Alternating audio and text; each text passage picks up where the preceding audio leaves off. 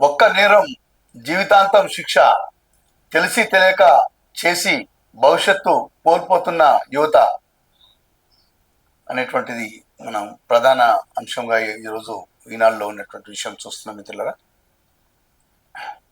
యువతే అధికం, మొదటిసారి నేరాలు చేసి జీవితాలను చిన్నాభిన్నం చేసుకుంటున్న వారిలో యువతే అధికంగా ఉండటం ఆందోళనకరం.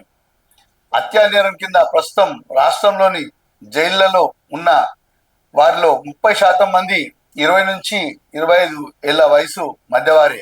ఇక మొదటిసారి నేరం చేసి చెంచల్గూడ జైలుకు వెళ్ళిన వారిలో ఇంచుమించు మూడో వంతు 19 నుంచి 20 ఏళ్ల వయసు వారే. మొదటిసారి నేరం చేసి అరెస్ట్ అయిన వారిలో ఒకరిద్దరు తప్ప మిగతా వారంతా తాము చేసింది తప్పంటూ పశ్చాత్తాప పడుతున్నారు.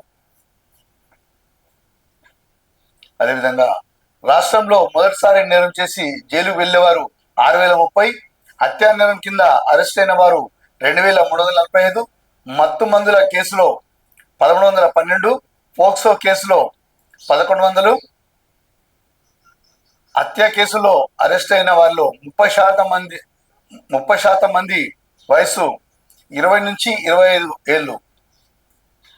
మొదటిసారి అరెస్ట్ అయి చెంచల్గూడ జైల్లో ఉన్న రిమాండ్ ఖైదీలు 710, వీరిలో 19 నుంచి 20 ఏళ్ల మధ్యవారు 210, 21 నుంచి 35 ఏళ్ల మధ్యవారు 114, 35 ఏళ్లకు పైవారు 171, గంజాయి కేసులో అరెస్ట్ అయిన వారు 121, హత్య కేసులో 96, అత్యాచారం కేసులో 55, పోక్సో కేసులో 26, సామాజిక మాధ్యమాల్లో మహిళలను వేధించిన కేసులో 27, చోరీ, ఘర్షణ వంటి ఇతర కేసుల్లో 385 మంది ఉన్నట్టు మనం అధికారుల రికార్డు ద్వారా స్పష్టమవుతుంది మిత్రులారా.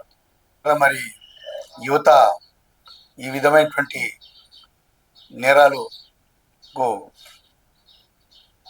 బాధ్యులవుతున్న సందర్భంగా ప్రధానంగా ఈ తల్లిదండ్రులు ప్రత్యేకమైనటువంటి శ్రద్ధ తీసుకొని యువత పట్ల ఒక్కటికి 10 సార్లు వారి కదలికలపైన ఎప్పటికప్పుడు నిఘా పెట్టి మరి వాళ్ళు చేస్తున్నటువంటి పనులపైన, వాళ్ళు చదువుతున్నటువంటి తీరుదిన్నులపైన, వాళ్ళు అభ్యసిస్తున్నటువంటి